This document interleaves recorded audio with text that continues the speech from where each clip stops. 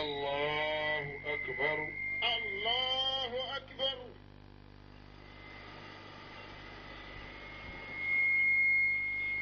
الله أكبر الله أكبر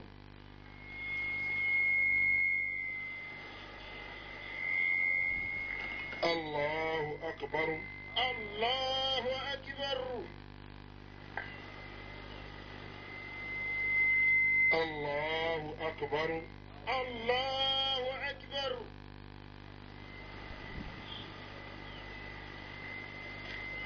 الله أكبر الله أكبر الله أكبر الله أكبر الحمد لله رب العالمين الرحمن الرحيم مالك يوم الدين إياك نعبد وإياك نستعين اهدنا الصراط المستقيم صراط الذين أنعمت عليهم غير المغضوب عليهم ولا الضالين آمين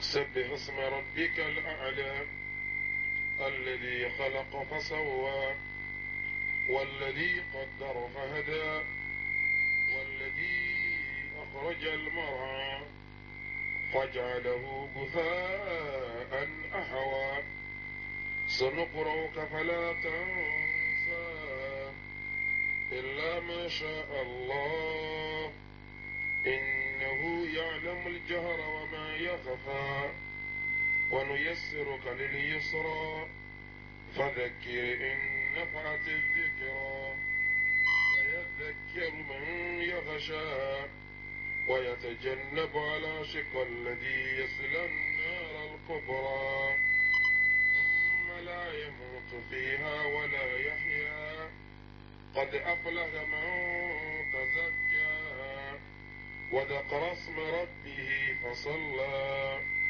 بل تؤثرون الحياة الدنيا والآخرة خير وأبقى إن هذا لفي الصحف الأولى صحف إبراهيم وموسى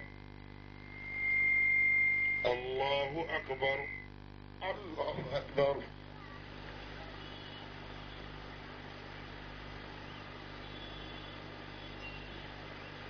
سمع الله لمن حمده ربنا لك الحمد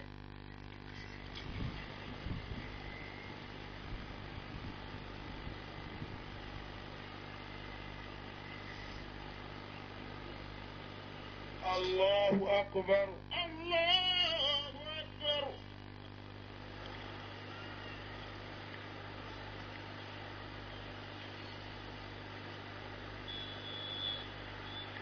الله أكبر الله أكبر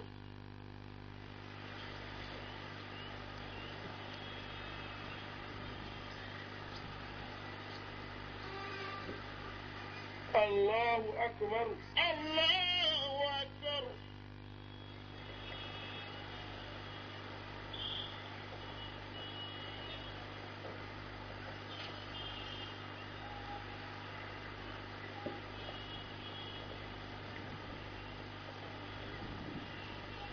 الله أكبر الله أكبر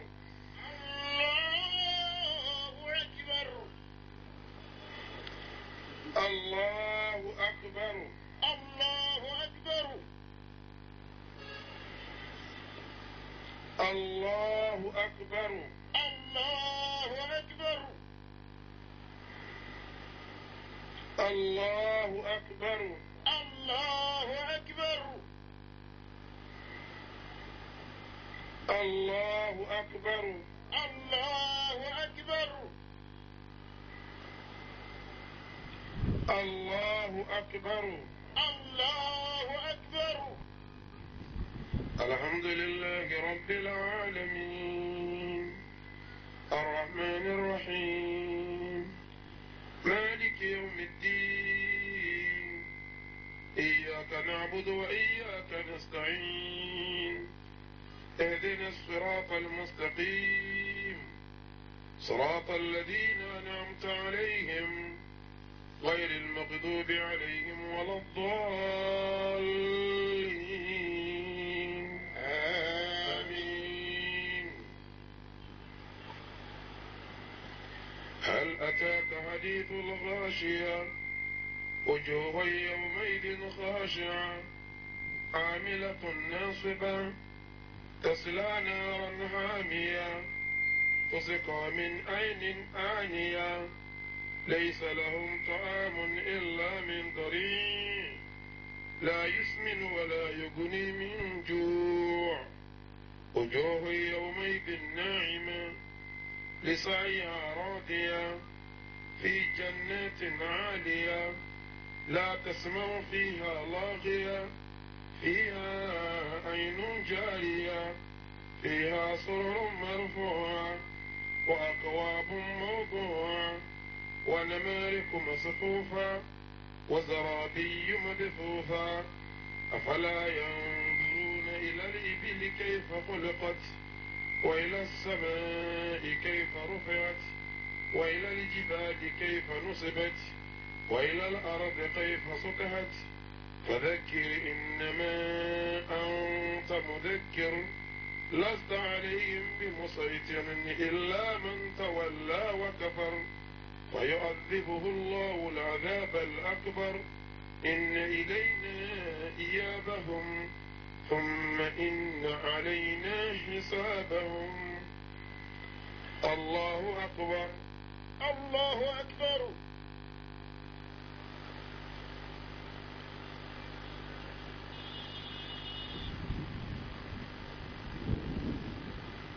سمع الله لمن حمده.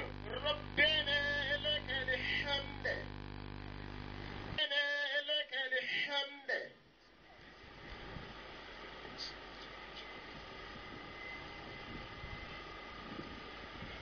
الله أكبر.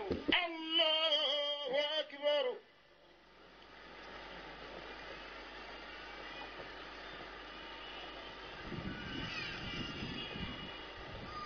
الله أكبر. الله أكبر.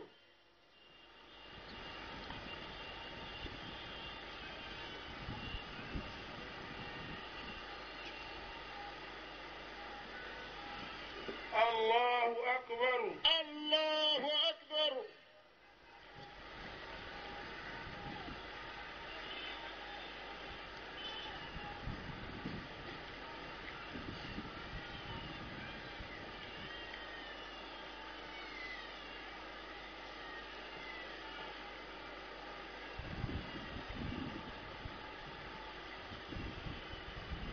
الله أكبر.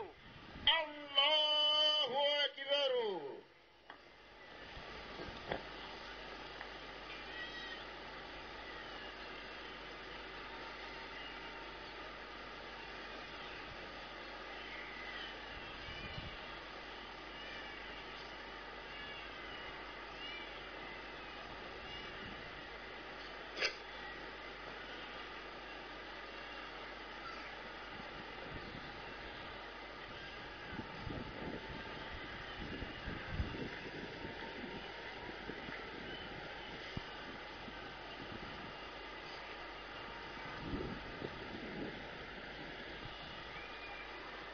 السلام عليكم ورحمة الله.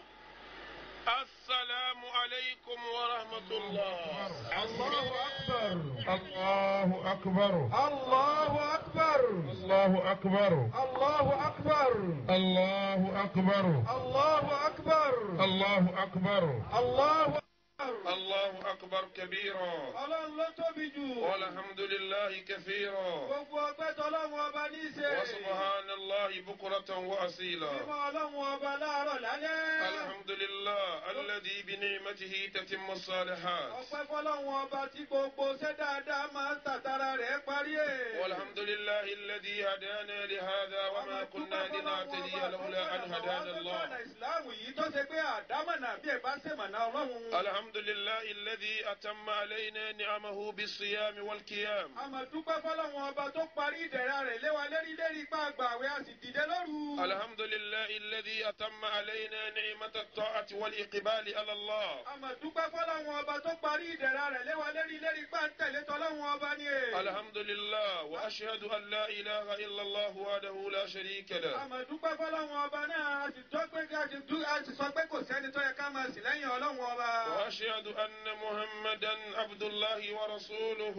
àwa jẹ́rìí pé ànábì wa Muhammad ẹrú sí ọlọ́run ọba ní í ṣe òjíṣẹ́ ọlọ́run ọba ní í ṣe. إمامنا وقدوتنا وأسوتنا. aṣíwájú wa ni ọ̀gá wa ni ẹni àwòkọ́ṣe wa lànábì wa حبيبنا Muhammad. ومعلمنا وأستاذنا. olólùfẹ́ wa lànábì wa Muhammad òun náà làáfà àgbà wa. خير من أدى الأمانة وبلغ الرسالة ونصح الأمة. àmánà tọ́lọ́run ọba gbé fún ànábì wa Muhammad ó jẹ́ pé fún wa ó sì jíṣẹ́ fún àwọn ìjọ rẹ̀. وترك أمته على المحجة البيضاء ليلها كنهارها لا يزيغ عنها إلا هالك. ìgbà tá ànábì wa Muhammad ó fi wálẹ̀ sórí ọ̀nà tó mọ́gbò ojú ọ̀nà náà ọ̀sán rẹ̀ àtòru rẹ̀ bákan náà ni. ومن يطع الله ورسوله فقد رشد. gbogbo ẹni ọba wa tẹ̀lé tọ́lọ́run tó tẹ̀lé tà ànábì wa Muhammad ó ti mọ̀nà. ومن يعص الله ورسوله فلا يضر إلا نفسه. gbogbo ẹni tó bá wa kọ tọ́lọ́run tó kọ tànábì kò lè fi ọlọ́run ọba lára ara rẹ̀ ní ó ní lára. إن أحسنتم أحسنتم لأنفسكم وإن أسأتم فعليها. gbogbo ẹni ó bá ṣe dáadáa ó ṣe dáadáa fẹ́rẹ̀ ara rẹ̀ ní è bẹ́ẹ̀ yẹn sì ṣàbúrú ó ṣe aburú fẹ́rẹ̀ ara وإن rẹ̀. أسأتم فلها. ẹni ó bá ṣàbúrú ó ṣàbúrú fẹ́mi ara rẹ̀. ومن شكر فإنما يشكر لنفسه ومن كفر فإن الله غني كريم. bẹ́ẹ̀ bá lóun máa dúpẹ́ fọ́lọ́run eré ara rẹ̀ ní dúpẹ́ fún o bẹ́ẹ̀ bá wọ́n lóun ò ní dúpẹ́ àìmọ́re lòun máa ṣe ó ṣàṣeyọrí. وصل اللهم وسلم على عبدك ورسولك محمد sàlékún kẹ́ bá wa sàlékún. وعلى آل محمد وعلى أصحاب محمد kó máa bá wọn ará ilé rẹ̀ kó máa bá wọn sàhábà rẹ̀. وعلى جميع من يحيي سنته. kó máa wá bá gbogbo ẹni tí bá ń yẹ súnà nẹ́bí wa Muhammad. آمين يا رب العالمين. ọlọ́run kó bá wa gbà á bẹ́ẹ̀. أما بعد lẹ́yìn náà. فيا أيها المؤمنون عباد الله. gbogbo àwa tá a juwọ́jú sẹ́lẹ̀ fọlọ́run tá a jẹ́rú ọlọ́run. هذا يوم العيد ọjọ́ ọdún la wà yìí. يوم التكبير ọjọ́ ìgbọ́lọ́wọ́n ọba tóbi. ولتكبروا الله على ما هداكم ولعلكم تشكرون. الله أكبر ọlọ́run ló tóbi jù. الله أكبر Allahu akbar. الله أكبر Allahu akbar. الله أكبر Allahu akbar. الله أكبر Allahu akbar. الله أكبر Allahu akbar. لا إله إلا الله الله أكبر ولله الحمد.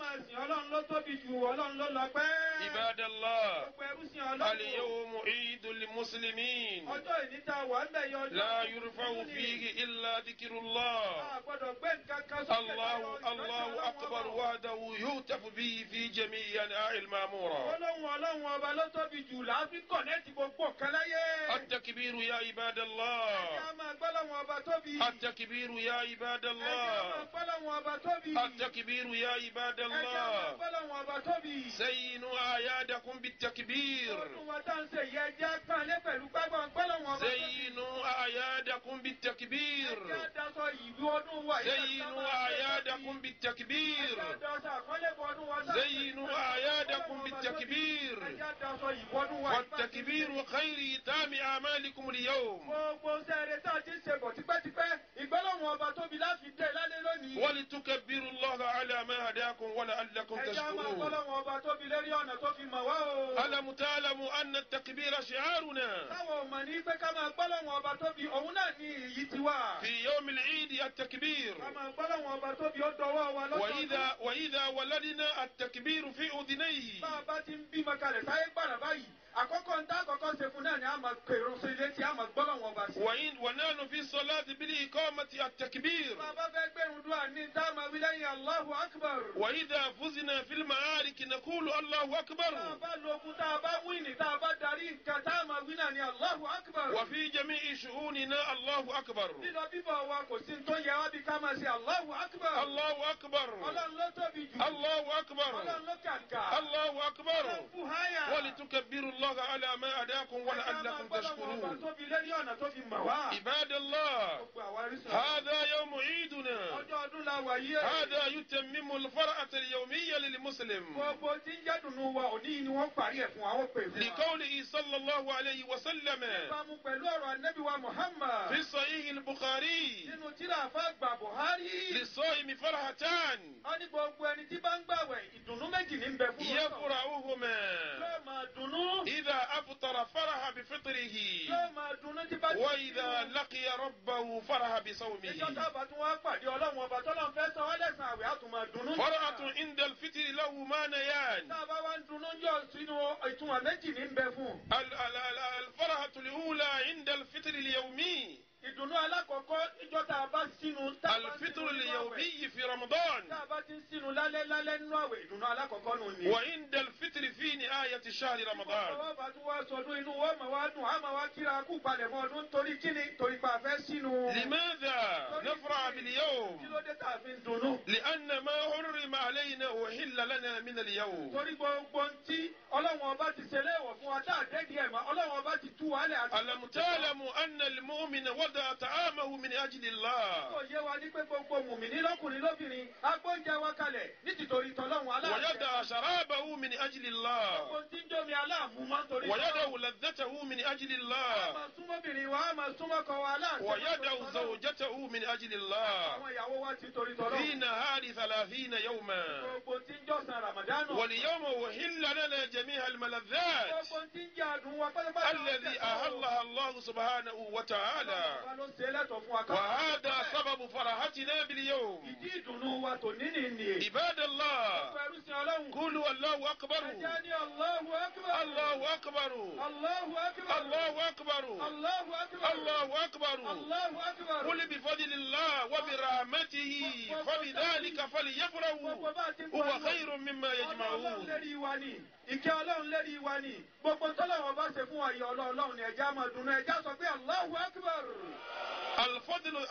الخير بفضل الله وبطاعته. gbogbo tí ń jẹ́ oore pátápátá ń bẹ lábẹ́. وبرحمته وتوفيقه وغفرانه علينا. tẹ̀lé ọlọ́run ká máa wá wà lábẹ́ ìkẹ́ ọlọ́run ọba pẹ̀lú àforíjì ọlọ́run ọba. عباد الله gbogbo ẹrúsìn ọlọ́run. عيد أمة المسلمة عيد التوحيد الصفوف. ìdí mùsùlùmí ẹja gbọ́ dáadáa ìdù kan ni yóò ṣe gbogbo wa lọ́kàn. توحيد أمة على كلمة الإسلام. yóò ṣe ẹnu wa lọ́kàn lérí gbólóhùn ìsìlám. إننا ننتظر العيد الأكبر العيد الذي تالو فيه كلمة التوحيد على أنحاء المعمورة. àwọn retí ìdí tó tóbi jù ìdí wo ni ìdí tó ṣe pé gbólóhùn ọlọ́run ọba tó tóbi jù ó máa tẹ̀lé bàbá tí ń ṣe é tán òun náà ni Allahu Akbar. عيد يملأ جميع أنحاء المعمورة. ìdí kan ni tó ṣe pé gbogbo tí ń jẹ́ ìrílẹ̀ ayé pátá ni ó kárí. عندما نعيد نعايد هكذا نعيد في المعمورة كلها. sọdún yàyí bẹ́ẹ̀ la sọdún gbogbo ayé ìjọ pátá. tí tá à ń bá ń sọdún ìdùnnú tí ó ga jù níjọ́ tó yẹ kí báwa ti ń sọdún bí gbogbo tí ń jàǹgbà ńlá ayé ìsìláàmù ọkọ̀ ń kà rẹ̀ lẹ́ẹ̀kan náà wọ́n máa sọdún. Allahu Akbar.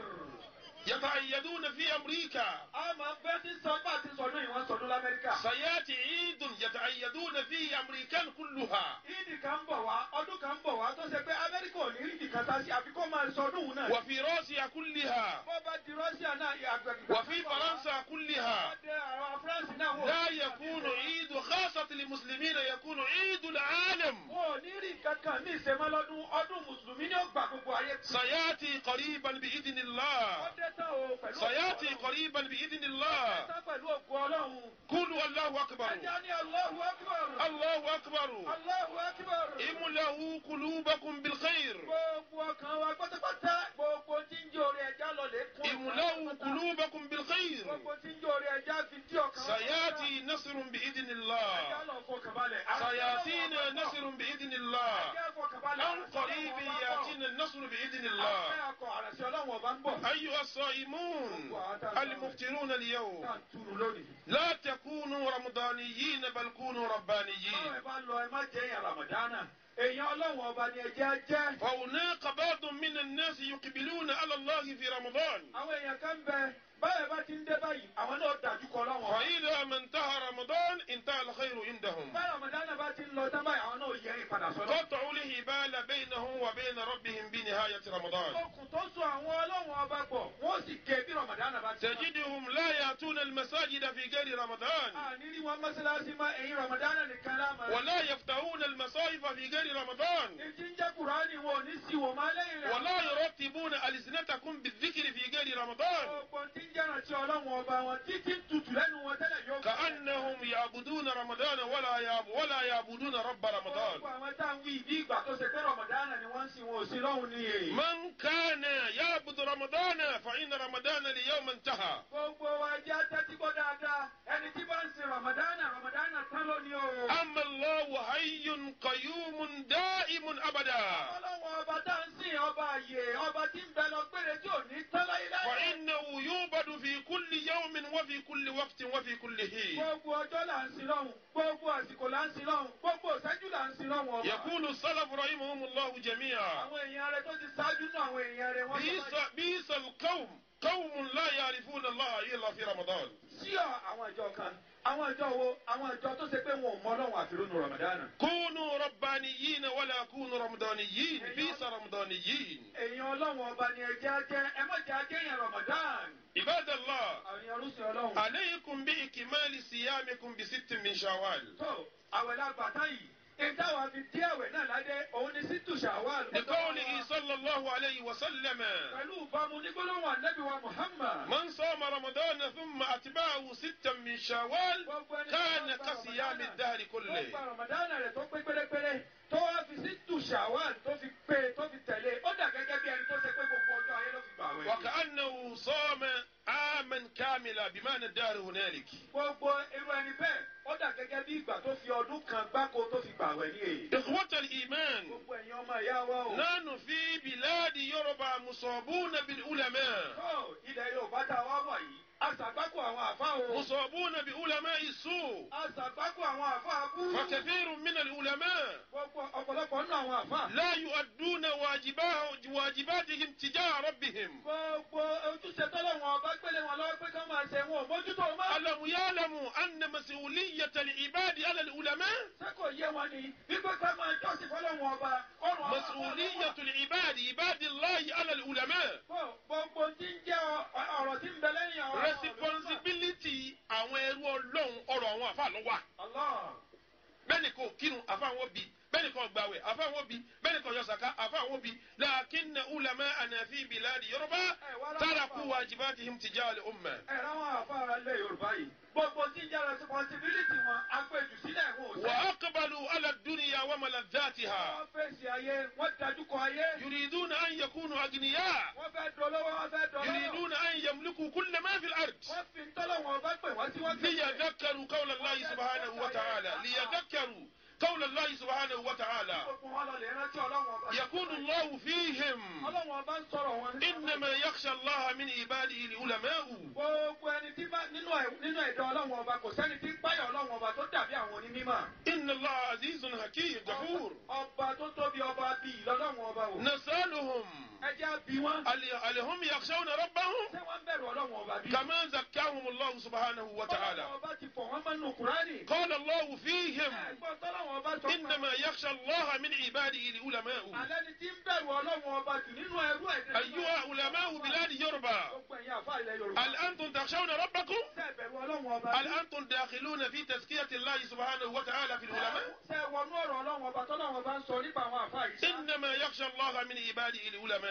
kò sẹ́ni tí ń bẹ̀rù Ọlọ́run ọba tó dàbí àwọn àfa. عباد الله ẹ̀yin ẹrúsìn Ọlọ́run. أيها العلماء gbogbo ẹ̀yin àfa. كونوا ربانيين. ẹ jẹ́ ni Ọlọ́run. اعملوا للإسلام ṣiṣẹ́ fún ìsìn. ولا تعملوا ẹ má للأموال ṣiṣẹ́ fápò ara yìí. ولا لملذات الدنيا ẹ má ṣiṣẹ́ fáyé. ولا للشهرة ẹ má ṣiṣẹ́ fẹ́ abẹ́. ولا للسمعة ẹ má ṣiṣẹ́ fẹ́. ولا للجاه ẹ má máa sá. ولا للشورى. torí bẹ́ẹ̀ fẹ́ hàn ẹ má ṣiṣẹ́. علموا الناس كتاب الله kíra Ọlọ́run ọba tí ń bẹ lọ́wọ́ yín ẹ máa kọ́ àwọn èèyàn. وعلموا الناس سنة رسول الله Ànábì wa Muhammad tí ń bẹ lọ́wọ́ yín. لتعلموا إذا تركتم الكتاب والسنة ẹ jẹ́ ó yé yín dáadáa tẹ́ ẹ bá ti gbé kíra ọlọ́run ọba àti súnà nẹ́bí jù sílẹ̀. فإنكم ملعونين من الله سبحانه وتعالى. ẹlẹ́rìí ibú lẹ́ẹ̀dà lọ́dọ̀ ọlọ́run ọba. يقول الله تبارك وتعالى ọlọ́run ọba ọba lẹ́kẹ́ ọlá sọ báyìí. إن الذين يكتمون ما أنزلنا من البينات والهدى gbogbo àwọn ẹni tó ṣe pé wọ́n tọ́jú táwọn ọlọ́run ọba fi sí wọn lọ́dọ̀ nínú òdodo àti inú ọ̀mọ̀nà. من بعد ما بيناه للناس في الكتاب lẹ́yìn ìgbà tá a ti sàlàyé rẹ̀ fáwọn èèyàn nù tíra. أولئك يلعنهم الله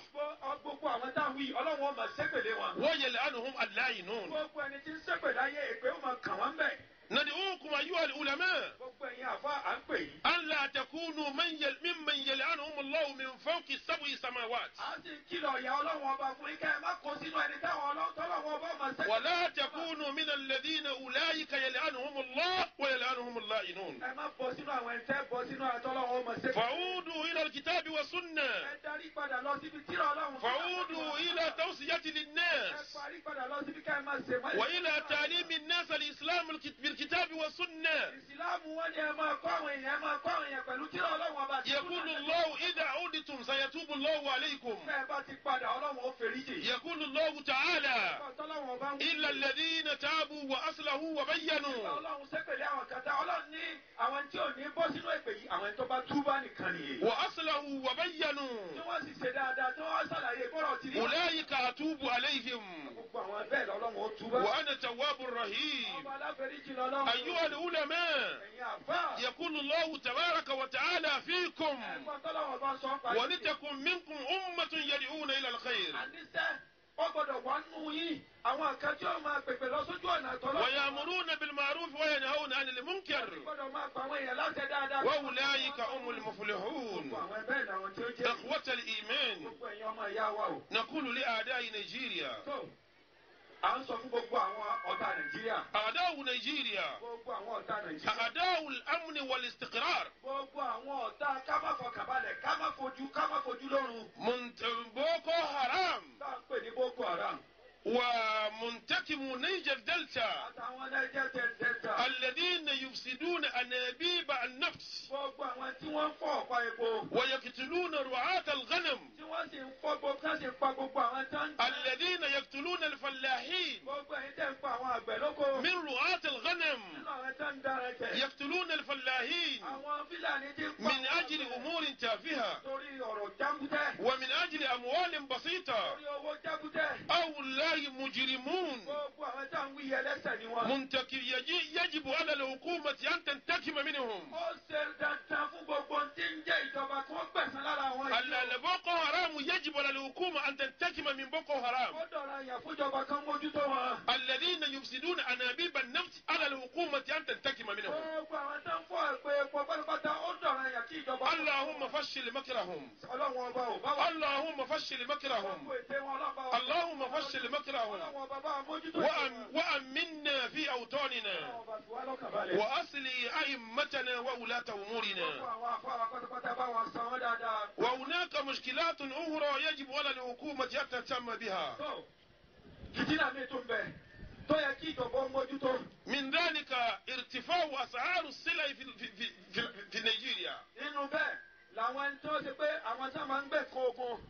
ارتفاع أسعار السلع في الأسواق. inú tí ìjọba mójútó àdéhùn tá à ń bá yí ọjà tí wọ́n jù lọ́jà gbogbo nǹkan léwó kíjọba wà tí ó ṣe sí. ومن ذلك عدم توفر اللياقة الاجتماعية أمثال الكهرباء والماء والطرق والمستشفيات وغيرها. ara ń ta tó fẹ́ kí ìjọba mójútó òun ní gbogbo nǹkan àwọn amáyédẹrùn gẹ́gẹ́ bí iná gẹ́gẹ́ bí omi gẹ́gẹ́ bí ọ̀nà àti tọ́ba tó jọ bẹ́ẹ̀ bẹ́ẹ̀ lọ ìjọba ìbá wa mójútó. نسأل الله سبحانه وتعالى أن يعينهم على الخير. àbẹ̀lẹ̀ wọn ọba ọba lẹ́kẹ́ ọlákùnrin yìí lọ́wọ́ lẹ́yìn. أن يعينهم على الخير. àbẹ̀lẹ̀ wọn ọba ọba lẹ́kẹ́ أن يعينهم على الخير. ọlọ́wọ́ ọba ràn yín lọ́wọ́. عباد الله àwọn ẹrúsìn ọlọ́run. أيها الإخوة المسلمون gbogbo àwọn tá a gbọ́rọ̀. أيها المتعايدون ẹ̀jẹ̀ atẹ́tí o. أيها المصلون القائمون ọdún ẹja gbọ́ dáadáa. ترى علينا في هذه الآونة الأخيرة علماء السوء. àsìkò tá a wà yìí tá a bá wò dáadáa àwọn àfáàkú ti pọ̀. wọ́n yẹ̀sẹ̀ jáde sí wa báyìí. ẹsẹ̀ jáde. علماء السوء طلعوا علينا. wọ́n yọjú. علماء السوء طلعوا علينا. àwọn àfáàkú ti jáde báyìí. لا نستغرب منهم.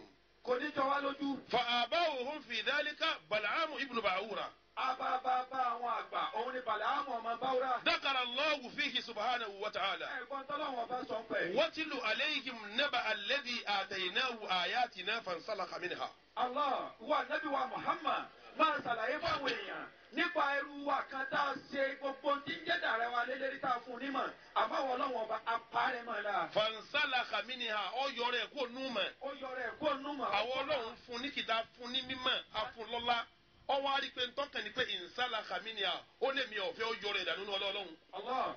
فأتبعه الشيطان. ṣètánì wa tẹ̀lé. bí ṣètánì ti gbó kó númọ̀ báyìí dé ṣètánì gbá tẹ̀lé bẹ́ẹ̀ ni. فكان من الغاوين.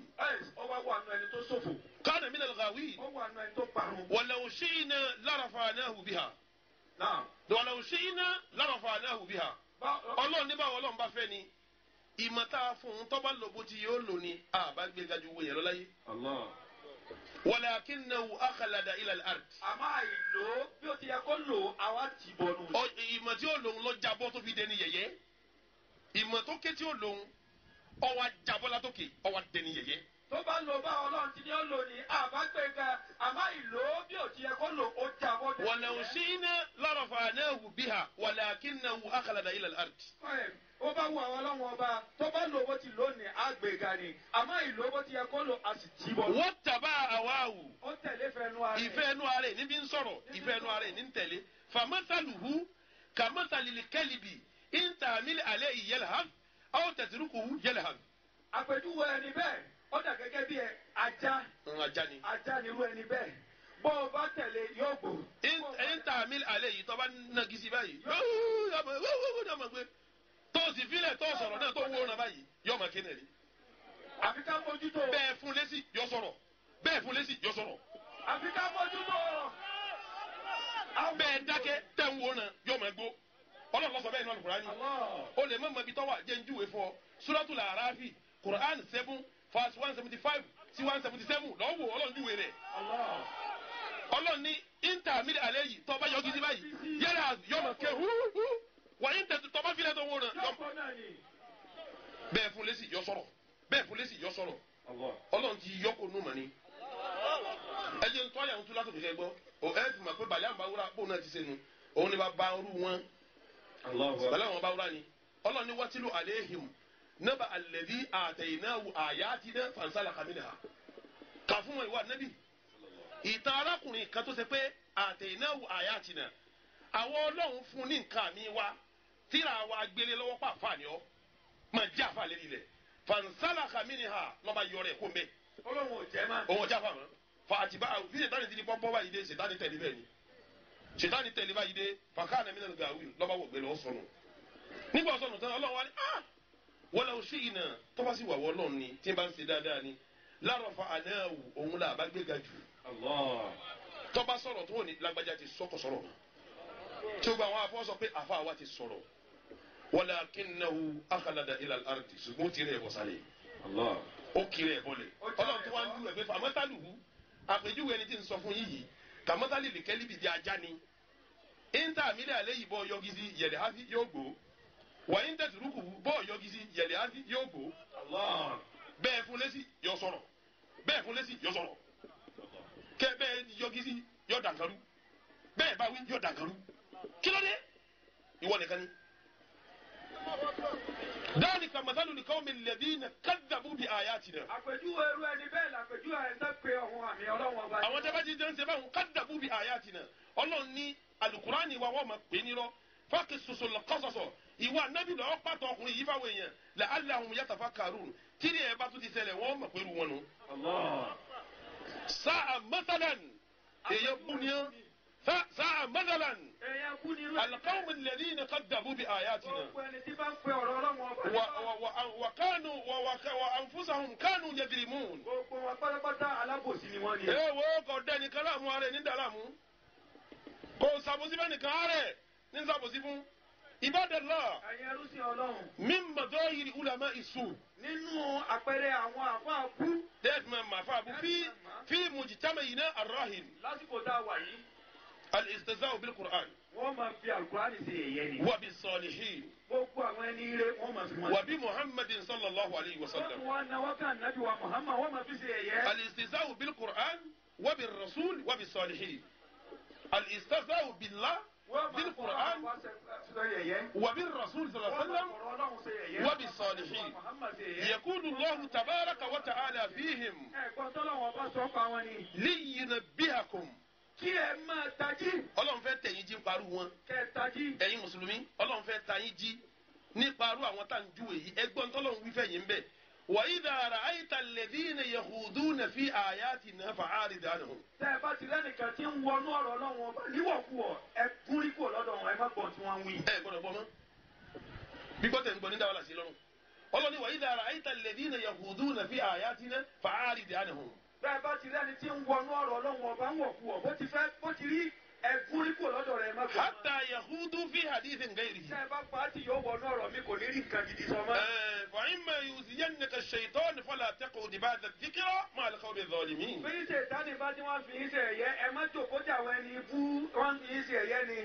أيها علماء السوء. gbogbo ẹ̀yin àfọ àbúwà pè yín. هؤلاء الخائضون ويخوضون في آيات الله كيف يشاءون. gbogbo àwọn tí wọ́n wí tá à ń wí wọ́n wọnú Ọlọ́run ọba wọ́n wọnú ọ̀rọ̀ ànábì wa Muhammad bó ti wù wọ́n nìyẹn. ويفسرونها كيف يشاءون. wọ́n sì máa tú ọ̀rọ̀ Ọlọ́run ọba pẹ̀lú ìfẹ́ inú wọn. ويخوضون في حديث الرسول كيف يشاءون. wọ́n sì máa tú ọ̀rọ̀ ànábì wa Muhammad pẹ̀lú ìfẹ́ inú wọn. بالجهل والهوى. pẹ̀lú àìmọ̀kan pẹ̀lú ìfẹ́. والضغينة النفس والحسد. pẹ̀lú àdìọ́kàn bútí ń pẹ́lẹ́ bí wọn. وحسد الصالحين. fẹ́ sáwọn ẹni Ọlọ́run ọba. wọ́n lára àwọn ẹni Ọlọ́run. wọ́n lára wọn ni.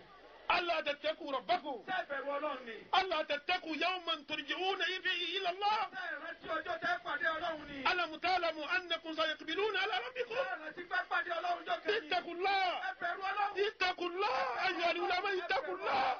اتقوا الله واتقوا يوما. ẹ bẹ̀rù ọjọ́ kan. ẹ bẹ̀rù ọjọ́ kan. ìjọ tẹ́ pàdé Ọlọ́run ọba tọ́lọ́run ọba mọ̀ sí ìṣirò sẹ́yìn tẹ́ ní ibi tẹ́ lọ mọ́ ẹ pàdé Ọlọ́run. سبحان الله اتقوا الله. علماء السوء اتقوا الله. اتقوا يوما ابروا الله. اسم بر الله جل جلاله ابروا الله. اتقوا يوما ترجعون فيه الى الله. اتقوا يوما ترجعون فيه الى الله. ثم توفى كل نفس بما كسبت وهم لا يظلمون.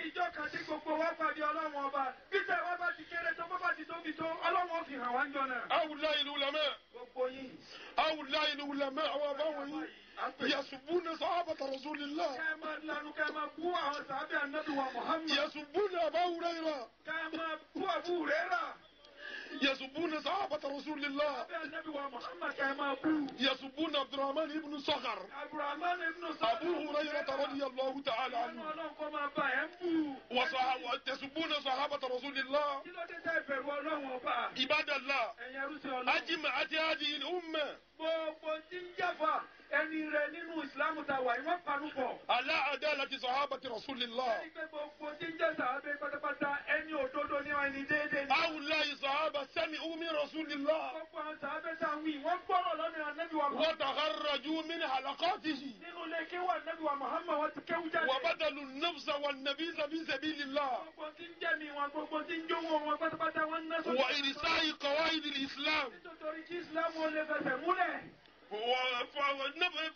أنفسوا كل شيء. gbogbo nǹkan pátápátá wọn ná. أموالهم. owó wọn ná. ديارهم.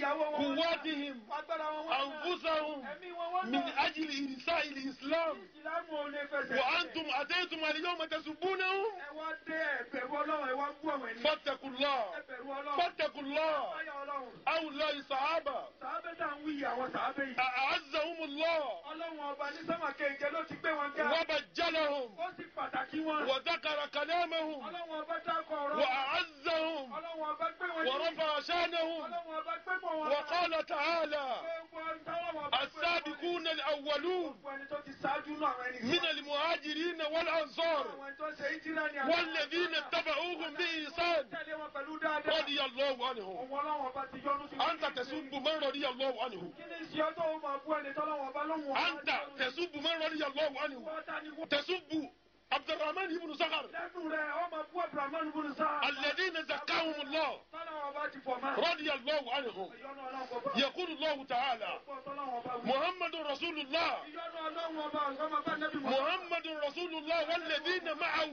Ànábì wa Muhammad àwọn sàábé. والذين معه من الذين معه أليس أبو هريرة من بينهم bọ́lọ̀ bá ní Muhammad àtàwọn tó dúró tì sábù rẹ̀ lọ sí láàrin wọn ni Ọlọ́run lóhùn yọ́nú sí èyí wọ́n bú lẹ́nu ọ̀pàmílẹ́kún fún ọ ẹni bá jọyìn wọn náà wọ́n jọ jìyà wájú Ọlọ́run ni. wọ́n jọ jìyà ní èrè. ó bú bàbá mi ò bú yà ni ò ń bú sábì ànábì. sábì ànábì wa Muhammad. ó bá bú bàbá mi ó tẹ̀mí lọ́dún tó bú sábì lọ. ó sàn kó o bú bàbá wa ó sàn àmọ́ sábì ànábì wa Muhammad. Ibadallah. ẹ̀yin arúgbó Ọlọ́run. la tasigu ilayhim abada. ẹ gbọ́dọ̀ tẹ́sí sí wọn mọ́. Ibadallah. gbogbo ẹ̀yin arúgbó Ọlọ́run. awulayi sahaba. àwọn sàbẹ̀ tà ń wí. dakara Allahu fihim. ẹ gbọ́ tọ́lọ́wọ́n bá. radiyallahu anhum. alọ́lọ́run lóhùn yọ́nú sí. waradu anhu. àwọn náà gbà yọ́nú. wa a'adda lahum jannatin tajri tahtaha al-anhar. òun Ọlọ́run ọba ti pèsè àlìjánnà tí akérèmọdò ń sàn lábẹ́ fún. a'adda Allahu li awulayi sahaba. jannatin tajri tahtaha al-anhar. àwọn tí wọ́n ń bú Ọlọ́run lóhùn pèsè àlìjánnà fún wọn.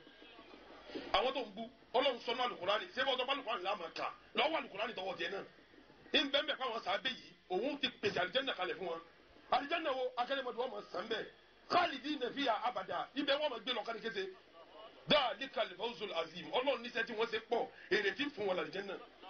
Ibadallah as-sahabiyyul jalil من هو صحابي الجليل أبو هريرة من هو أبو هريرة من هو أبو هريرة هو عبد الرحمن ابن صخر ولد في سنة 9 قبل الهجرة ولد في سنة 9 قبل الهجرة اسمه عبد الشمس ولما أسلم غير رسول الله صلى الله عليه وسلم اسمه إلى عبد الرحمن وأسلم عام خيبر وهو ابن 28 سنة فشهد غزوة خيبر.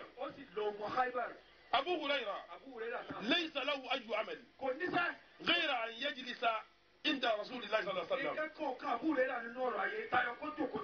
يجلس في مسجد النبي مع آل الصفة من الفقراء وهو بنفسه يقول أني صحبت رسول الله 3 سنوات لم أكن في سني أعرس على أن أعي الحديث مني فيهن.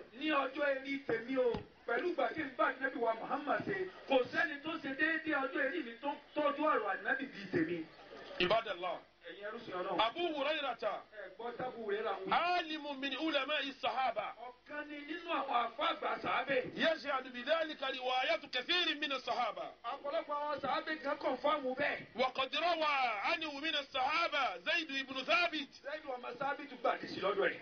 Zayd ibn Thabit rawa inda Abu Hurairah. ó gbàdí sí lọ́dọ̀ Abu Ayyub al-Ansari rawa indahu. Abu Ayyub bó ti jágbà sàhábé tó gbàdí sí lọ́dọ̀ Abu. Abdullah ibn Abbas rawa indahu. Abdullah ibn Abbas gbàdí sí lọ́dọ̀ ẹ̀. Abdullah ibn Umar rawa عنده. عبد الله بن الزبير روى عنده.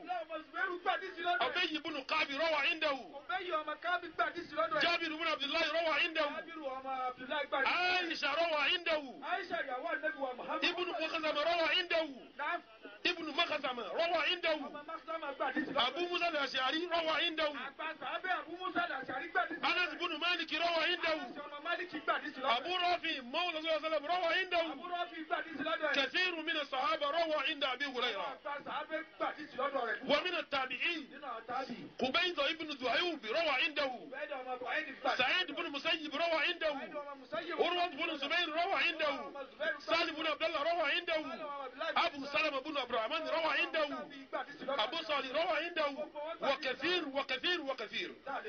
قال الإمام البخاري رحمه الله روى عنه 800 نفس أو أكثر. Allahu Akbar. Ó ní Abu Hurairah tá sọ yìí àwọn tó gbàdí sí lọ́dọ̀ rẹ̀ 100 èèyàn ni. روى عنده 800 نفس أو أكثر. ẹ̀mí 100 àbí jù bẹ́ẹ̀ lọ ló gbà dísì lọ́dọ̀ ẹ̀ tó kílẹ̀ àtiwá. وهذا الذي تكلم فيه أنت ṣé wọ́n ni wọ́n máa yanu gbàgà sí. عباد الله. ẹ̀yin arúgbó ọlọ́run. قال الإمام الشافعي رحمه الله ẹ̀gbọ́n tí ìmáàmù Ṣáfi'í sọ. أخبرنا مالك ìmáàmù Málíkì sọ fún wa. عن يحيى بن سعيد lọ́dọ̀ Yahya ọmọ عن بكير بن الأش عن معاوية أنه كان جالسا مع ابن الزبير ń sọ pé òun jókòó tí ọmọ Zubair. فجاء محمد بن إياس بن البكير Muhammad ọmọ Iyas bá jẹ́. فسأل عن رجل طلق ثلاثا قبل الدخول. ń bá ń bèrè fatiwa pé ẹ ṣàánú mi ọ̀rọ̀ tí mo fẹ́ bèrè yìí ọkùnrin tó kọ ìyàwó rẹ̀ dẹ́ẹ̀mẹ́ta kí ni ìdájọ́ rẹ̀ lábẹ́ ẹ̀sìn. سكت جميع الناس gbogbo sàábẹ́ tí ń bẹ́ẹ̀ bẹ́ẹ̀ pátá wọn dákẹ́. وقالوا أين أبو هريرة؟ orí kankan ní ìsọ̀rọ̀ wọn lé. لا نجد الجواب إلا عند أبي هريرة lẹ́sìn tá a fọ àbíkára bí wéra. لأنه ألزمنا لرسول الله. orí ẹni tó súnmọ́ nábì jù tó jókòó jà nábì jù tó tó bí wéra kò sínú wa. وجاء أبو هريرة Abu Hurairah bá dé. واستفتوه في المسألة wọ́n bá bí léèrè. فأجابهم ń bá ń dáhùn. بأنه إن قال واحدا فيطلق وإن قال ثلاثا فيدين. Allahu Akbar. ọkùnrin tó kọ ìyàwó rẹ̀ ó ní tó bá wí lẹ́ẹ̀kan pé mo kọ̀ ọ́. ń bẹ láàrin yóò ó ṣe kí ni ó kọ̀ náà nù. àwọn tó bá wí lẹ́ẹ̀mẹ́ta kò tún jẹ́ ẹ̀tọ́ fún un máa ó déwọ̀ fọkùnrin náà kò gbọdọ̀ súnmọ́ àmọ́ láyé. عباد الله ẹ̀yin arúgbó في ọlọ́run. المدينة المنورة 5 علماء ní Madina nabi wa Muhammad àbọ̀ àgbà márùn náà. وكلهم تلاميذ أبي هريرة. gbogbo wọn pátá ọmọ kéwà Abu Hurairah ni wọn. عباد الله أبو هريرة لم يسأل عند رسول الله مالا. النبي بيا مسابيلري لا بجاكي لو فكين ترفو أنا سمع مالك ني بان تروو النبي بيا لومي فداكو كي لو فين ترفو يو ني بان ترو كين بيما ẹlòmíì ò ní tọrọ àlùjánnà níjọ́ tí ẹ bí abúlé alẹ́ kí ni kí n tọrọ fún ọ ẹgbọ́n tó wí ó ní ya Rasulullah ìwọ òjíṣẹ́ Ọlọ́run. ya Rasulullah ìwọ òjíṣẹ́ Ọlọ́run. is'alillaha bá ń bẹ lọ́hùn. an yuhabbiba al-ummata ilayya wa yuhabbibuni ila al-umma. Allah bá ń bẹ lọ́hùn ọba kí n máa nífẹ̀ẹ́ gbogbo tí ń jẹ́ mùsùlùmí tọ́lọ̀ bá ti ṣe bẹ́ẹ̀ fún mi ó ti tó mi kí mùsùlùmí ó sì máa nífẹ̀ẹ́ mi náà. wa man lam yuhibba Aba Hurayra fahuwa laysa min al-muslimin. wọ́n gbọ́ dáadáa àdúrà tó ń ṣe nì ó nítumọ̀ gbogbo ẹni tí ò bá ti wá fẹ́ràn Abu Hurairah ó já sí pé ń tàwọn èsì mùmínì. wa qala Rasulullah sallallahu alaihi wasallam ẹ̀gbọ́n tá nábì wí ni. Allahumma ọlọ́run o. habib ubaydaka hada wọ́n ṣàdúrà báyìí pé ọlọ́run o ẹrú rẹ̀ yìí máa bá ń fìfẹ́ rẹ̀. wa ummuhu ila ibadika al-mu'minin. kọ́ máa fi ìfẹ́ rẹ̀ àti ìyá rẹ̀ máa fi ìfẹ́ rẹ̀ sí gbogbo àwọn. wa habib ilayhim al-mu'minin. gbogbo títí jẹ́ mùmínì jẹ́ kóun náà nífẹ̀ẹ́ wọn. qala dhalika Ibn Kathir. àwọn Ibn Kathir ló sọ. raji' tajid. lọ́ọ́ wọnú tíra ó bà bẹ́ẹ̀. Ibadallah ẹ̀yin arúsí ọlọ́run. Abu Hurairah ẹ̀gbọ́n Abu Hurairah. arsalahu al-Mustafa sallallahu alayhi wa sallam ila al-Bahrain. Ànábì wa Muhammad ó rán Abu Hurairah lọ sí Bahrain. huwa ma'a al-Ala'i al-Khadrami pẹ̀lú Aláyọ̀ ọmọ Hadrami. المبعوث لجمع الصدقات من المسلمين وتوزيعها. tí wọ́n gbé wọn dìde pé ó yá gbogbo tí ń jẹ́ sàrà àzàká ẹ̀ lọ gbàjọ kébé ò láti pín ẹ lọ mójútó. أبو هريرة Abu Hurairah yìí. كان موسوعة دعما Abu Hurairah yìí ikú náà mọ̀ tó tóbi ní ẹ̀. موسوعة دعما ikú náà mọ̀ tó tóbi ní ẹ̀. وقد استوعب أحاديث رسول الله يقول عن نفسه. ó sì sọ gbogbo. gbogbo àdìsí ànábì lọ́ha lọ́ha. يقول عن نفسه ẹ̀gbọ́n tí sọ fara rẹ̀. صحبت رسول الله صلى الله عليه وسلم 3 سنين لم أكن في سني أحرص على أن أعيش الحديث ọdún مني mẹ́ta tí فيه. mo lò pẹ̀lú ànábì ìrírí ẹni tó ṣe pé déédéé ẹgbẹ́ mi ni tó wá rà hadisi gẹ́gẹ́ bí mo ti ha. عباد الله أبو هريرة Abu Hurairah ta. أحفظ الأمة لحديث رسول الله. ọ̀sẹ̀ tó ha hadisi tó nú àjọ ànábì wa Muhammad. حضر النبي صلى الله عليه وسلم عند صحابته فجلس. naam النبي نبي àwọn sàbí jọ kan lọ́ba jòkó. naam. ó wá ní mo fẹ́ bẹ̀yìn sàbí sọ̀rọ̀ kí n tó máa sọ̀rọ̀ yìí ta ni ó tẹ̀sẹ̀ ọ̀rọ̀ lẹ̀.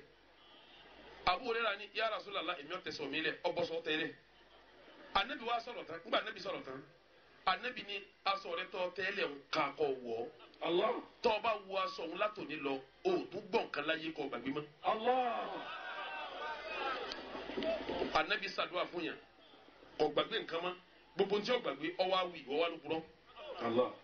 sọlọ ló ń tònírọ ni àbá ànábì àbítáni. sallallahu alayhi. sádùn ànábì ọgbà mọ́ni. sallallahu alayhi. Ibadallah àwọn ẹrú sọ Ọlọ́run. hada Abu Hurairah. Abu Hurairah la sọ. aliyambagi liwahidin min al-umma an yasuba Abu Hurairah. tó tọ́ sẹ́nu ẹnìkan nínú. mo bí yín léèrè ẹni tá a sọ̀rọ̀ rẹ̀ yìí bẹ́ẹ̀ yẹn bá jà fún àtọ́kẹ́kọ̀ọ́ nínú àdúgbò yìí ó lè wọlé yìí ọmọdé fẹ́ nù kan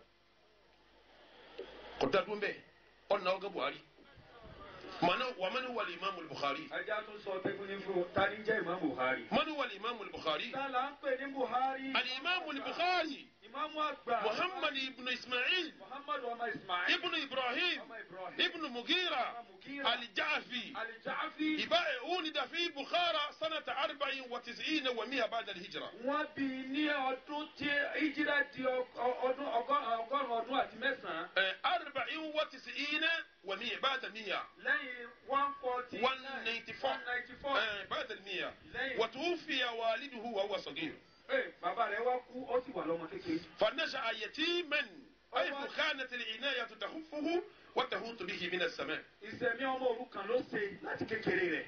كيف طلب الحديث؟ bó ló ti wá náà. كيف طلب الحديث؟ bó ló ti wá ìmọ̀ àyè. حبب إليه من الصغر العلم láti kékeré ló ti nífẹ̀ẹ́ mà. فبدأ يطلب الحديث ó wá bẹ̀rẹ̀ lẹ́ni tí ń wádìí sí ànábì wa. فحفظ حديث بلدته أولا ó kọ́ ìlú tó wà gbogbo tí ń jáde sí ànábì wa Muhammad ó ha ṣe rí. ثم قرأ كتاب ابن مبارك ولم يجعل من سنه 16. ó wá ka tírà ọmọ Ibn Mubarak. tíra tí ń bẹ lérí ilẹ̀ ń jọ́nà tó yẹ tíra àdìsí tíra Ibn Mubarak ni. ó sì wà lọ́mọ. Buhari ti wá ha kì í pọ́ ọmọ 16 years tó ti há tíra Ibn Mubarak kì í pọ́ ọmọ 16 years. فرحل في هذه السن إلى الحجاز. pẹ̀lú bó ti wà lọ́mọ 16 years náà ló wá sẹ́rìn àjò lọ sí Hijaz. مكة مدينة نجي حجاز. Mẹ́kà Mẹ́dínà. ومكث هنالك 3 سنوات. ó tún wá lu ọdún mẹ́ta níbẹ̀. فحفظ كل الحديث في الحجاز. gbogbo àdìsí tí ń bẹ Mẹ́kà àti Mẹ́dínà ó sì ha gbogbo ẹ̀. ومن هو علماؤه؟ ta ni àwọn àfa rẹ̀. ثم بعد ذلك ذهب إلى الشام ó tún kó bẹ́ẹ̀ ó tún lọ sílẹ̀ Ṣáàmù. وذهب إلى مصر ó tún lọ sí Masar. وذهب إلى العراق. ó tún lọ Iraq. فحفظ كل الحديث بهذه البلدان. kò lọ́bẹ̀ lásán o gbogbo àdìsí nílọlẹ̀ hánbẹ́ o.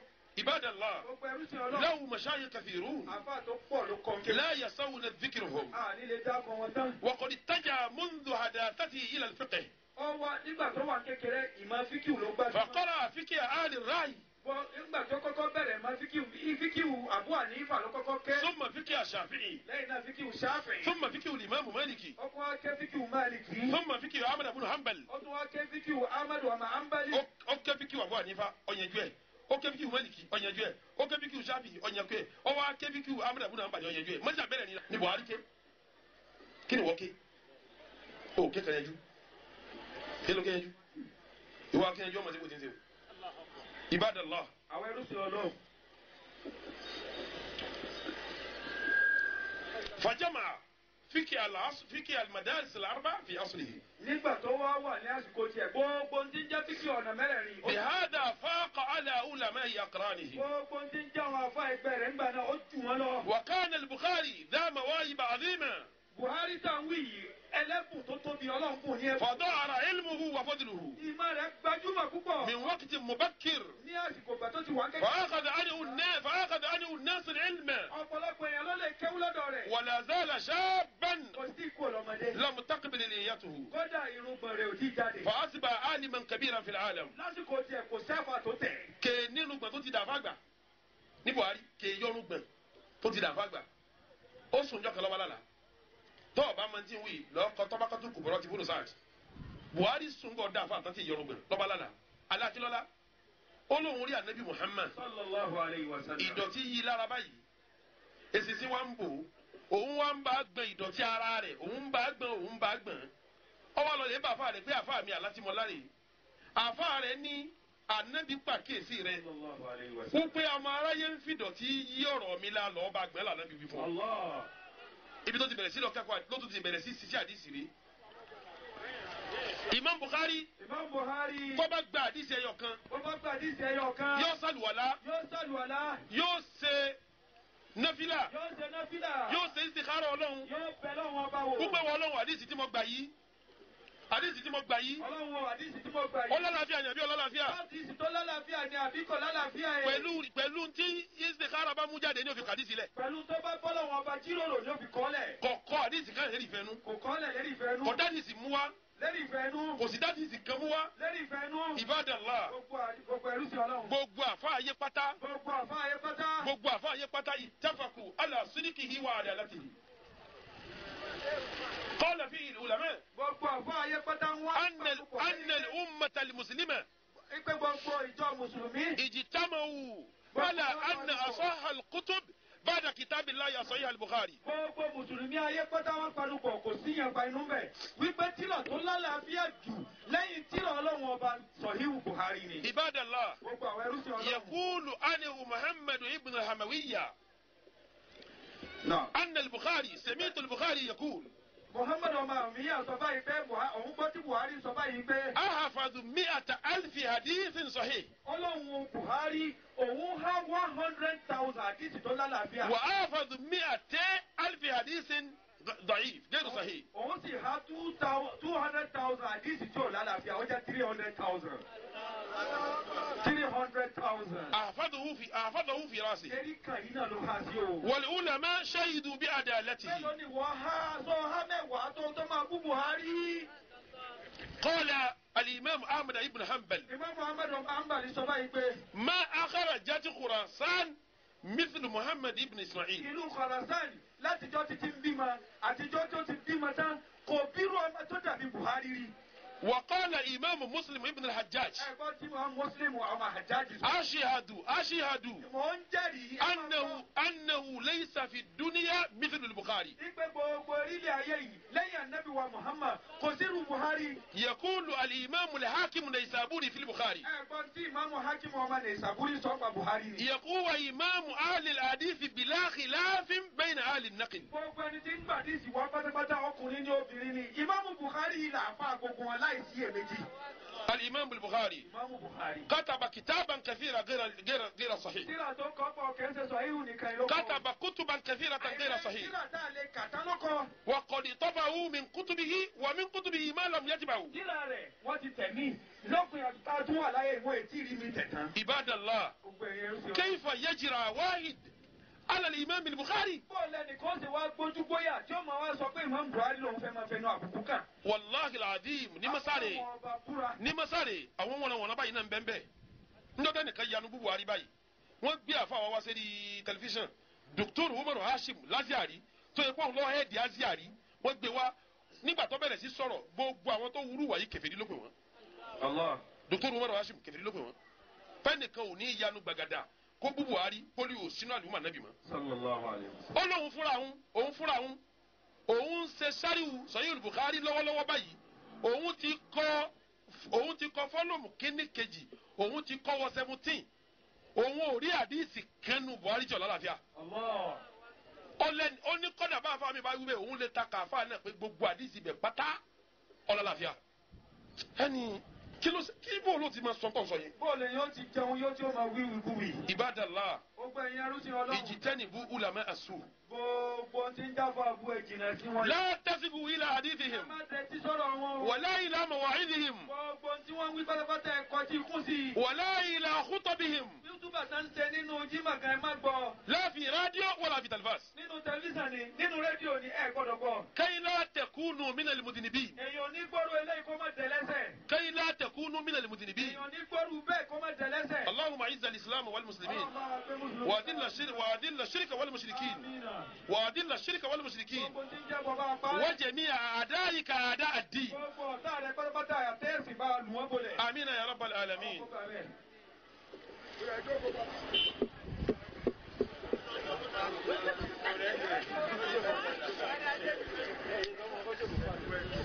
الحمد لله. الله أكبر. قولوا الله أكبر. قولوا الله أكبر. قولوا الله أكبر. الله أكبر كبيرا والحمد لله كثيرا وسبحان الله بكرة وأصيلا. الحمد لله الذي بنعمته تتم الصالحات وبفضله تتنزل الخيرات والبركات وبتوفيقه تتحقق المقاصد والغايات. وأشهد أن لا إله إلا الله وحده لا شريك له وأشهد أن محمدا عبد الله ورسوله. اللهم صل وسلم وبارك عليه وعلى آله وصحبه وعلى جميع من تبع سنته وسلك مسلكه إلى يوم الدين. الخطبة: يا معشر النساء المسلمين، يا معشر النساء، يقول الله تبارك وتعالى فيكم مسويا بالمؤمنين. مسويا إياكن بالمؤمنين. يقول تعالى: والمؤمنون والمؤمنات بعضهم أولياء بعض يأمرون بالمعروف وينهون عن المنكر ويقيمون الصلاة ويؤتون الزكاة ويطيعون الله ورسوله أولئك سيرحمهم الله إن الله عزيز حكيم. أيها المسلمات المتعايدات، أنتن نصف الأمة، أنتن نصف أمة محمد، أنتن نصف أمة محمد، فاتقين الله أيها النساء، فاتقين الله في واجباتكن اتجاه ما كلفتن عليه لدى أزواجكن وعند أولادكن بالتربية الإسلامية الصحيحة وبالعقيدة الإسلامية الصافية. يا أيها النساء، أنتن أشد تأثيرا على الأبناء من الرجال.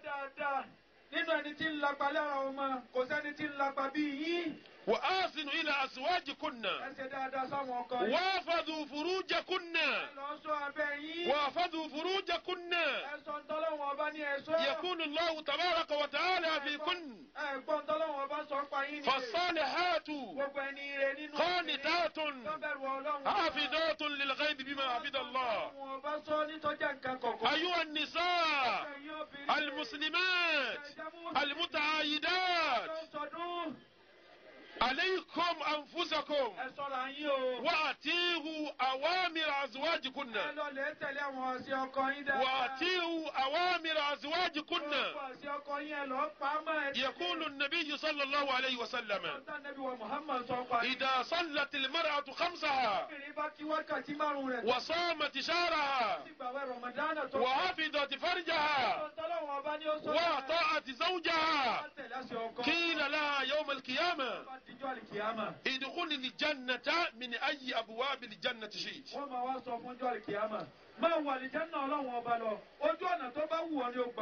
Ànábì wa parí àdìsí náà, ó ní wa qalilun minkunna man yaf'aluhu. Díẹ̀ nu yín ni ó lè ṣe. Ẹ dákun, ẹ̀yin tẹ́ ń kí di Daaru Naimi, ẹ jẹ́nu díẹ̀. Díẹ̀ ò ní tọ́tàlì kí á mọ Ọlọ́run èdè. Inú díẹ̀ ní kẹ́ wà. Ọlọ́run bá fi yín sínú díẹ̀. Èyí tó ṣẹlẹ̀ lánàá ni àwọn ọmọ tí wọ́n mú CD lọ sí TVC, wọ́n bá mú CD dọ̀hún, wọ́n bá sọ fún wọn pé tọ̀ eléyìí ni ọkàn, àmọ́ tá a bá sọ eléyìí ni kẹ́ play, eléyìí lọ́kàn, àmọ́ káwáwé bá jẹ́ 29 tá a sọ lọ́la, tàdúrà yìí ni kí kẹ́ play. Ibi àdúrà àwọn sẹ́mi pé program wa recorded ni, àwọn ti record ẹ̀ kalẹ̀. Ẹ wo, mo record tán mo tún lọ Amẹ́ríkà, jọ́mẹ̀wá mo tún lọ ṣe wá sí Amẹ́ríkà kí n tó dé. Gbogbo ntẹ́ ń wo òun mo ti parí àkàwé tó dé. A kàn rìkọ́dù ẹ̀ lásán fún ẹ pé èyí tọ́kàn ní èyí tọ́kàn ní. Èyí tí mo fi fèsì Buhari gan, mo ti rìkọ́dù ẹ̀ tó travel. Mo rìkọ́dù ẹ̀jọ́ kejì mo lọ Amẹ́ríkà. Gbogbo ẹ̀ láti parí, wọ́n bá mú fáwọn tọ̀hún. Ẹni tí ń bẹ́ ń di ẹ́ńjìnì, bó tó gbé ni, bó ti jẹ́ ni, kò yé wa sí. Èyí ó yẹ kó lò láàárọ̀ tòní, lọ́ba lò láàárọ̀ àsọ́ni tọ́lọ̀ fẹ́ mú jáde. Àsọ́lọ̀ ń fẹ́ sọ fún wa, ó fẹ́ sọ fún mi pé múra náà pẹ̀lẹ́pẹ̀lẹ́ rẹ̀. Ntí bá wí ma ṣe kíni? Má wí o. Kí lọ́mọ aráyé gbọ́ sí gbogbo òlú dàrú. Kì í ṣe Nàìjíríà nìkan, Tógò dàrú. Tógò nìkan kọ́, Bẹ́nẹ̀ dàrú, Kódòfò dàrú, Kútọ́nù dàrú. Láti Kaduna, alùsùnà wọ wàhálà. Kánò Mẹ̀dúgùrí, pípẹ́. Ilé jẹ́sàrì. Ìsẹ́yìn. Àgbàdùn mọ́. Mo wò pé sọ̀rọ̀ mi ti dàbá yìí ń lù ní. Ìmọ̀ kọ́lọ̀ mi ti di pé wọ́n gbọ́ wọn lọ yá. ọlọ́mọdé ń ṣiṣẹ́ Àmín. ìtọ́lọ́wọ̀ ọ̀sọ́ ọlọ́mọdé ń sọ Àmín. ìta nàbí ọ̀sọ́ ọlọ́mọdé ń sọ ọlọ́mọdé mi ọba wọn bú sábẹ́ ọlọ́mọdé ń bú Buhari ọlọ́mọdé ń sọ̀sọ́kúsọ ọlọ́mọdé ń yọ gìtà àdìsí ànábì ọlọ́mọdé ń yọ gìtà àwọn ẹni rẹ ọ̀rọ̀ Ọlọ́run tí bá sọ Ọlọ́run jẹ́ lè máa sọ ọ̀rọ̀ ànábì Ọlọ́run jẹ́ lè máa sọ òdodo tí ń jẹ́ ìlẹ́nu mi táyé fi tẹ̀lé mi Ọlọ́run gbà á òdodo tí ń sọ tọ́mọ aráyé fi ń gbọ́rọ̀ mi Ọlọ́run gbà á Ọlọ́run fi yé mi dájú sákàlà ní pé tọ̀mọ́ra ọ torí wàhálà bẹ́ẹ̀ mi náà ìyìn lè jẹsàrí mo di tvc bí n tó jáde lé mọ́kọ́ rìkọ́dù pé ẹgbẹ́ kìíní wọ́n yáyá ẹ máa sọ mistake wọ́n ṣe èyí tá a ní wọ́n play lọ́la ni wọ́n play ní bá a ti lọ lọ́nà à sì ń pe kókó onúwèé ròyìn gbogbo sọ ọlọ́run tí ń fọ yìí ni ẹgbẹ́ jáde ẹ mọ́ gbóhùn mi ẹjá yọ gbọ́ ohùn mi padà àmọ́ ní ọlọ́run mi ni ìgbọ́dọ̀ mọ́ bọ́ bẹ́ẹ̀ náà ní sọ pé tọ̀ wọ́n ṣe mistake ni o wọ́n sọ kọ́dún wà lónìí o mo send ohùn mi lérí fóònù sí wọn bẹ́ẹ̀ làwọn náà bẹ̀rẹ̀ sí kíní bẹ̀rẹ̀ sí gbé jáde adé tvc mo tún jòkó báyìí kòrókòró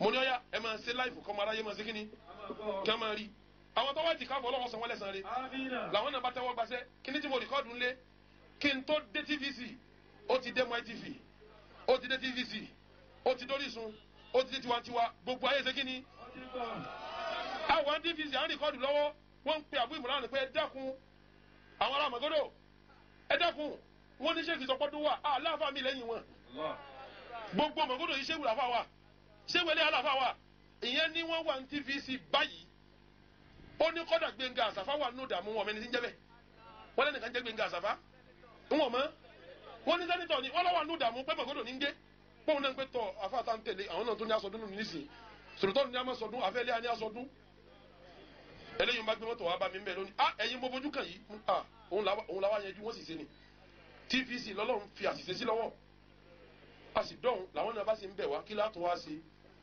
sáwàá pè wọ́n lẹ́jọ́ ní àbátì ẹ̀ mẹ́lẹ́ wọ́n ní ẹ̀bẹ̀ wá sí kò sí bínú ẹ sájà sọ mí lórí ẹ sì lọ́kọ́ kẹsìrò rẹ̀ pé ká má bínú ẹ̀yin lẹ ṣàṣìṣe wọ́n sì ní ká kọ́ ń tá a fẹ́ wá a sì kọ́ pé bẹ́ẹ̀ ti kọ́ rè wọ́n sì láwọn lọ sùrù ẹ̀ wọ́n sì sùrù ẹ̀ bẹ́ẹ̀ bá ti túbá tó ní àforíjì ń kí ló kù mọ́ èyàn ṣàṣìṣe wà máa ń tábà ẹni tí táwọn bá wá àṣìlá àṣọ́ṣàtúnṣe fáwọn láyé káyọ̀ túbọ̀ àlẹ́yìn ọlọ́run ó fèríjì wọn wọ́n ṣàṣìṣe wọ́n sì ní àmọ́ bínú sátúmọ̀ bínú ni ìtọ́sẹ̀ ẹ̀ lánàá jù bẹ́ẹ̀ lọ kò jù bẹ́ẹ̀ lọ kì í ṣẹ̀ṣẹ̀ máa ṣẹlẹ̀ bẹ́ẹ̀ eléyìí kan fèrè sọdún ni ọ̀pọ̀lọpọ̀ wá sí náà là á fún wọn pé ọ̀la ní tó kulẹ̀ ní àmọ́lá fáwọn èèyàn sáfàní wò ní bójú wo bẹ̀ àwọn nìkan sì kọ́kọ́ wá ṣẹlẹ̀ sí lánàá ń bẹ́nu àwọn àbátọ́sẹ̀ látùlù kádìrì ní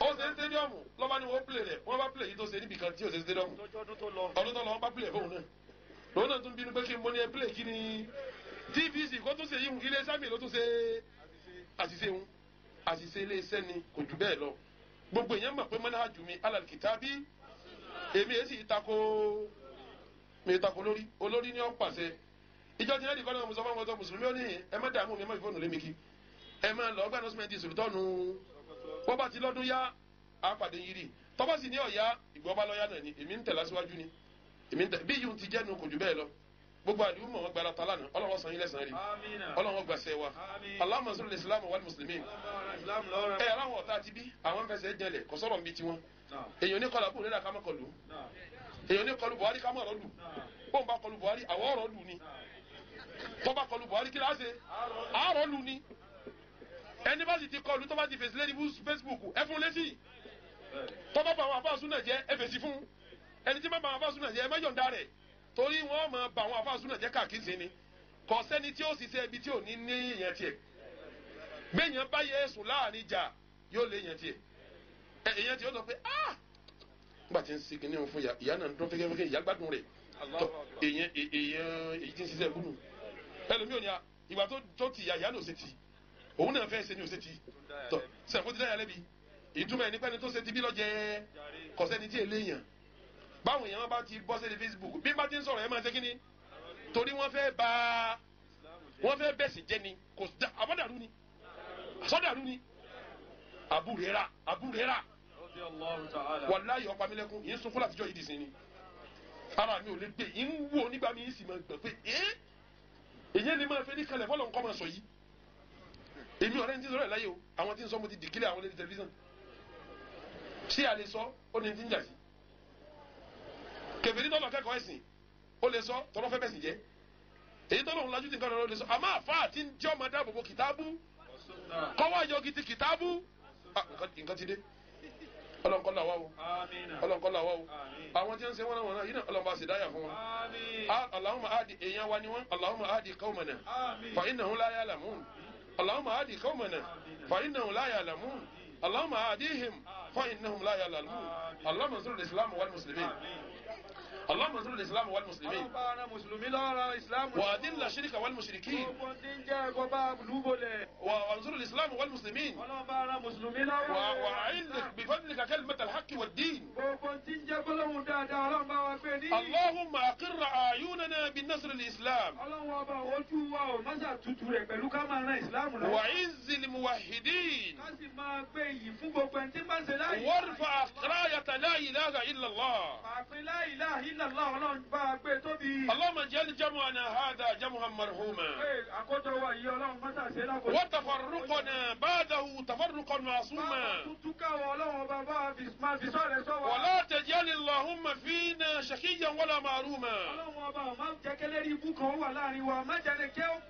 اللهم اجعل نيجيريا واحة للامن والامان واجعل بلدنا هذا وسائر بلاد المسلمين بلدا سخاخا رخاها اللهم ارفع عن نيجيريا الغلاء والوباء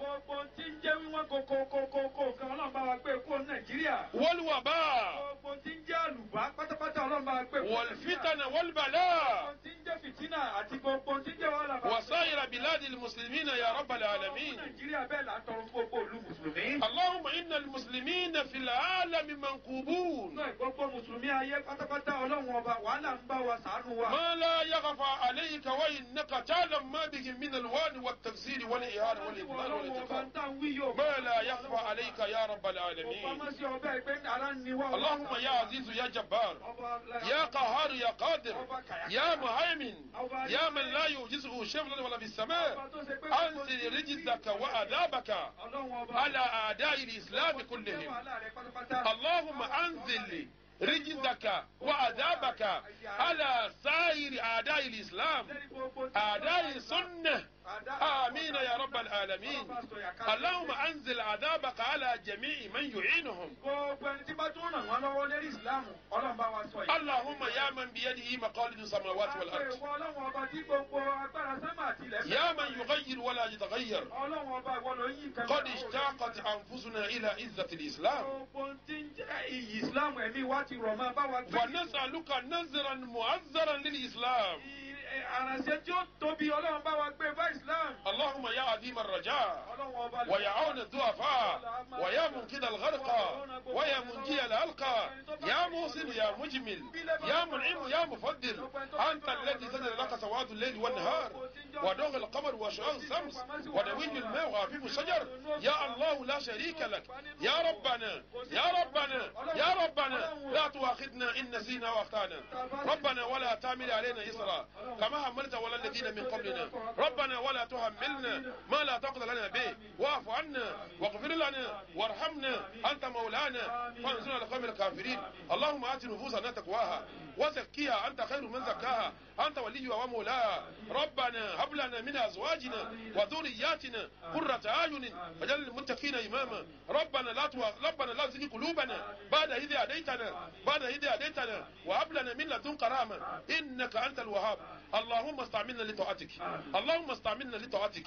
اللهم استعملنا لطاعتك وكن لنا ولا تكن علينا وكن لنا ولا تكن علينا وانصرنا ولا تخذلنا آمين يا رب العالمين اللهم صل على محمد وعلى آل محمد كما صليت على إبراهيم وعلى آل إبراهيم إنك حميد مجيد وبارك على محمد وعلى آل محمد كما باركت على إبراهيم وعلى آل إبراهيم إنك حميد مجيد ويا فوز المستغفرين ويا سعادة التائبين والحمد لله رب العالمين كبروا الله كبروا الله كبروا الله الله أكبر كبيرا والحمد لله كثيرا وسبحان الله بكرة واسيلا تقبل الله منا ومنكم الله جاسق ونلاي الله جاسق ونلاي الله جاسق ونلاي السلام عليكم ورحمة الله وبركاته. وعليكم السلام ورحمة الله وبركاته.